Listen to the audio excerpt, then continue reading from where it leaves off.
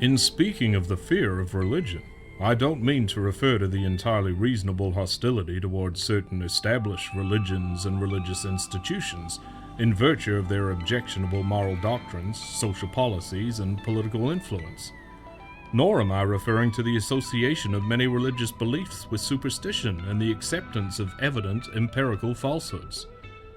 I am talking about something much deeper, namely the fear of religion itself. I speak from experience, being strongly subject to this fear myself. I want atheism to be true, and am made uneasy by the fact that some of the most intelligent and well-informed people I know are religious believers. It isn't just that I don't believe in God and naturally hope that I'm right in my belief. It's that I hope there is no God. I don't want there to be a God. I don't want the universe to be like that.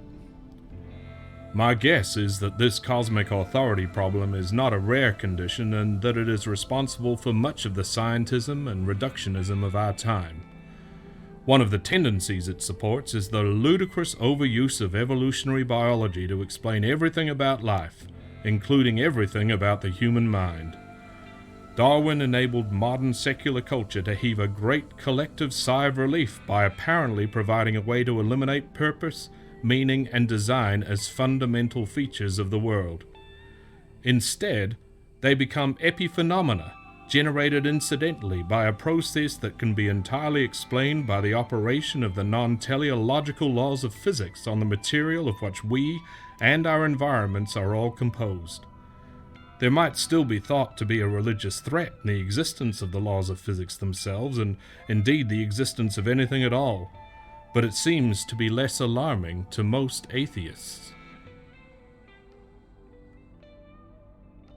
There's a divorce at the heart of the humanistic worldview. On one hand, much humanism is extremely optimistic. That this optimism doesn't fit well with humanism's philosophical base of materialism is probably obscured by the fact that optimism is more in line with what human beings actually find themselves to be. We function as though our lives have purpose. Things do mean something. Morality is real, and we're going somewhere. Despite winter, spring arrives, the sun shines, the garden grows, love and friendship is experienced, and optimism is easier to live with than despair. Christians know why man finds himself like this. He's made by God for a purpose, in a universe that has nothing in it that's meaningless, and in which morality is expressed in nearly everything we do. We were made to experience love and friendship in relationships and joy in the world in all its glorious splendor, and to express creativity in a million different ways.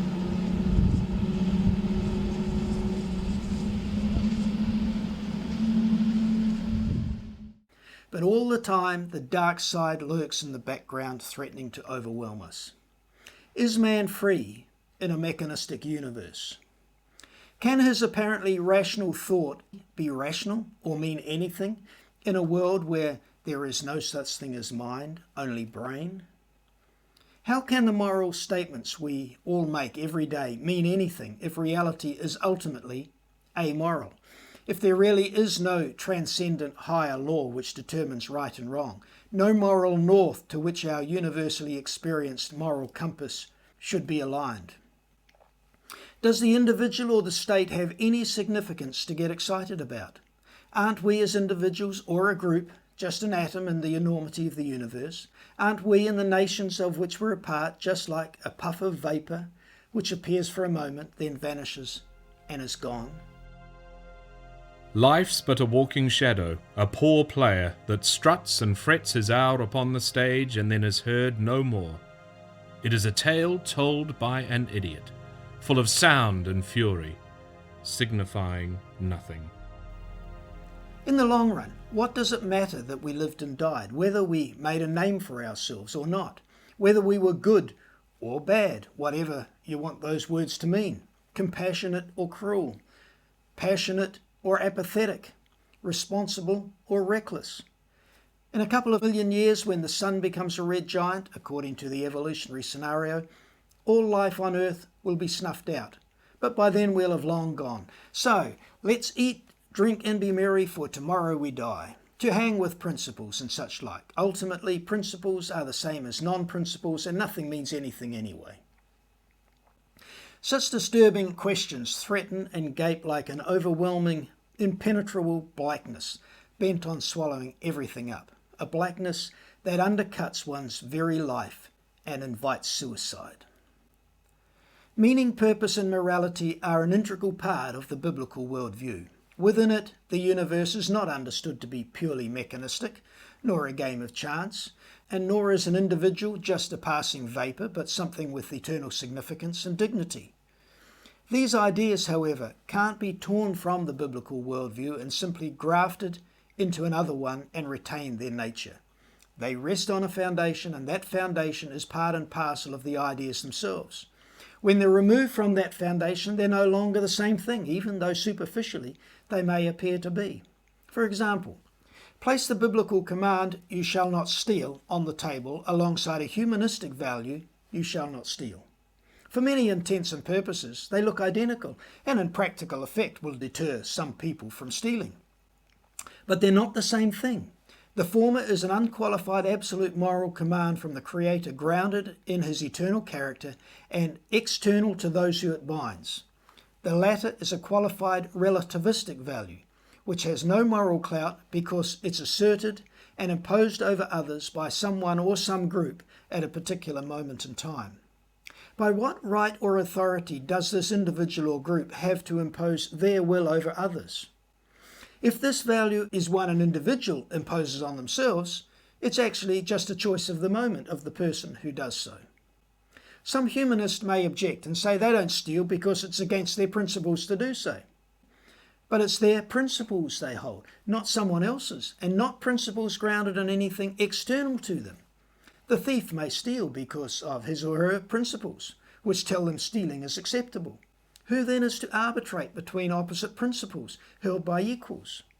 One is not better than the other, nor compels obedience by all.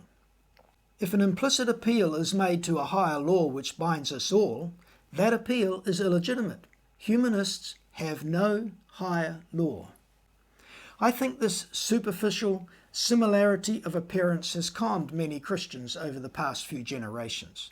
The culture was apparently supportive of Christian ethics, and so they mistook it as being Christian, even though the foundations had been shot away by Darwin and others. We need to wake up and see that Christian ethics without their foundation are not Christian at all, and that such values only appear to be Christian. They're really just one relativistic option out of a multitude of such options, and no more nor less valid than any other option. Some have tried to maintain Christian ethics by calling them traditional values. The intention, of course, is to remove the offence to the secular society of the name Christian. But what are traditional values? Cannibalism was a traditional value for Maori and other people groups throughout the Pacific. Should we re-establish cannibalism because it was a traditional value? Is the traditional Islamic command supposedly given to Muhammad by Gabriel and found in the Quran at Surah 9:5 to kill the infidel wherever you find them, morally equivalent to Christ's command to his followers to love your enemies and do good to those who hate you? Others have tried to re-establish the virtues. But as the interview I mentioned earlier shows, others can take up the same words and apparently be promoting the same things, only they're not. Christians who want to function in the public square face a dilemma. They want to appeal to people beyond the Christian community who hold Christian-like or derived values and who could very well support them. But the culture hasn't only rejected Christian morality, it's also pushed religion as generally perceived into the realm of private opinion and thus made it irrelevant to public life. It's ironic because at the same time this has been done, the culture has established a secular religion with its secular values, which are now simply assumed, exalted to the status of moral absolutes and put beyond question. A political party I'm associated with has decided to refer to timeless values, but we're yet to see if that will work. I doubt it.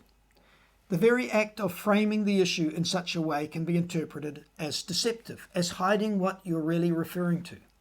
I imagine we'll be nailed by those who oppose us and bogged down in arguments as to whether or not we're being deceptive, thus gleefully cast in a negative light by a liberal media, something not helpful when looking for public support. I think a better way to go is to do a better apologetic, a better defence of the Christian position, and show how this benefits the great majority. This task is both negative and positive. Negative in that we aim to demolish arguments and every pretension that sets itself up against the knowledge of God. This will involve levelling the playing field by exposing the religious nature of humanism with its religious philosophical beliefs and values, and its inherent barrenness. Positive in that we aim to take captive every thought to make it obedient to Christ, by arguing for the comprehensive Christian worldview. Those Christians who go into the political public realm need to be skilled in such apologetics. They need to know the faith and how to speak its ideas in ways that are free from denominational and Christian ghetto cliches and jargon, while at the same time not compromising, muddying the message or shooting themselves in the foot. They need to both know how to attack with it and how to defend it, because there's no question that what they profess to believe and stand for is going to be attacked without mercy. Having said that, resurgent Islam could change the playing field as far as Christianity goes. I've read comments by atheists on various websites where they speak wistfully of the Judeo-Christian heritage of the West as something worth defending against Islam and Sharia law. Dutch politician Geert Wilders speaks quite unashamedly of defending the Judeo-Christian heritage of Europe, which is being sold down the river by the European ruling elites in their accommodation and appeasement of Islam. Even arch-atheist Richard Dawkins has said that the demise of Christianity, which he has fought for so long, could very well be opening us up to something far worse. So in a nutshell, Christian morality without its foundation is not Christian morality at all. Many humanists who followed Darwin wanted the morality without the God it depends on. But they got different ethics, ones that have no clout or stability, simply ones they value and therefore are relativistic, like all ethics not grounded in the Creator. Margaret Thatcher, when she was Prime Minister of Britain, said in a much maligned speech to the Church of Scotland General Assembly in 1988, I think back to many discussions in my early life when we all agreed that if you try to take the fruits of Christianity without its roots, the fruits will wither, and they will not come again unless you nurture the roots.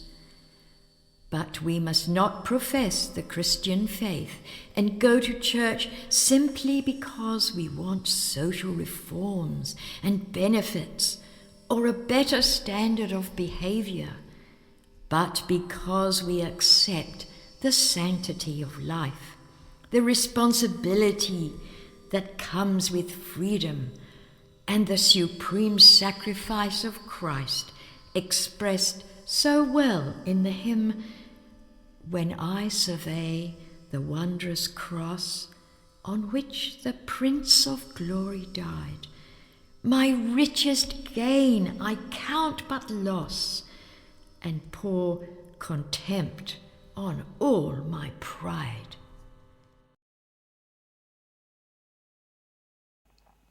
Today, the smashing of the centuries-old broad Christian consensus is really showing. It's being replaced with a predictable and increasingly evident anarchy and societal and relational breakdown and fragmentation, which are logical expressions of humanism's inherent meaninglessness and amorality. Christians today face a pagan culture. It's as pagan as any culture that has ever existed, as pagan as that which the early church faced. But there's a significant difference between the paganism we face and that which the early church faced, and it's this. The paganism we face in the West has arisen out of a rejection of the gospel, and therefore it's harder to reach with the gospel. It's also materialistic, unlike virtually all cultures that have gone before. So in the West, we have two basic worldviews in conflict. Humanism, in whatever form it's taken since the fall, has always been opposed to God. The universe is at war with its maker, and his representatives are at odds with his opponents. Richard Bosarth, in a very widely circulated quote from an article, The Meaning of Evolution, published in the magazine American Atheist, February 1978, encapsulates the issue nicely from the humanist side. Christianity has fought, still fights, and will fight science to the desperate end over evolution, because evolution destroys utterly and finally the very reason Jesus' earthly life was supposedly made necessary. Destroy Adam and Eve in original sin, and in the rubble you will find the sorry remains of the Son of God. Take away the meaning of his death. If Jesus was not the Redeemer who died for our sins, and this is what evolution means, then Christianity is nothing. The war is a war of ideas, a war for the hearts and minds of humanity. Some have called this war in the West a culture war, because it's a war about the fundamental ideas on which Western culture is built. It's not a war fought with bullets and bombs, though as a last resort it may come down to resisting the imposition of tyranny, defending freedom, even fighting a just war. But to continue the war metaphor and to borrow another widely circulated illustration, the sides in the conflict, the worldviews of humanism and Christianity, can be represented by two castles. The castle of humanism is built on the denial of God and the evolutionary justification of that denial. That of Christianity is built on God as the sovereign creator of all things and God's historic revelation of himself since the beginning of time. The enemies of God know that if you can take out the foundational belief in God and his revelation on which the Christian castle is built, the castle will fall. This opposition's been in progress since the fall, and though suicidal and self-refuting, has had great success. Over the last 150 years or so, it's transformed Western culture, which was once broadly Christian, to being now almost totally pagan, secular. Even most Christians are highly secularized and in self-imposed confinement behind the invisible walls of a Christian ghetto, intellectually products of humanistic state education systems, no longer even knowing what a Christian culture would look like. Some Christians have been active, fighting some issues which certainly need to be fought: abortion, pornography, homosexuality, injustice, etc. Only these are the fruit, not the root of the problem. Or fighting each other, though I have to say that while not many hills are worth dying for, some need to be defended with all our might. Others perhaps have been asleep on the rear turrets, oblivious to the war raging around them.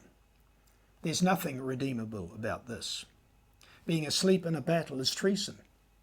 Maybe they've been seduced by the seemingly all-pervasive godless entertainment provided in our time, failing to discern the destructive and corrupting worldview presented through many films, much popular music, and the arts.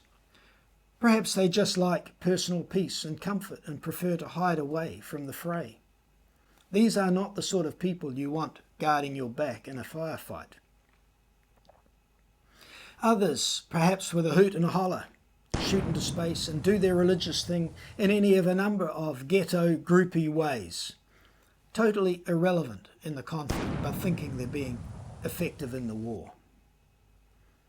There may even be a fifth column inside the church blowing up our own foundation and seeking to replace it with humanistic foundations.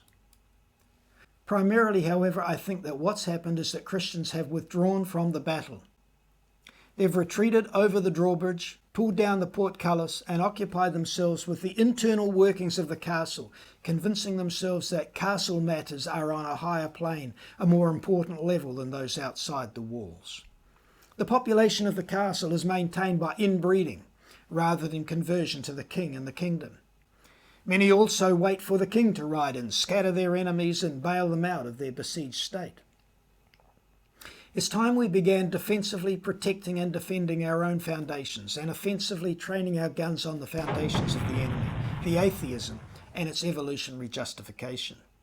To change the illustration, if we take out the root of humanism, we take out the fruit as well. Whereas if we only take out the fruit, it will come again because the root has not been destroyed. If we only go for the fruit, the war will be for us a constant retreat. In spite of what some are loudly claiming today, retreat has been the history of Christianity in the West for the past 150 years, to the point where most Western countries are almost totally secularized. In this war, the humanists have understood the issues much more clearly than most Christians. We need to do our homework.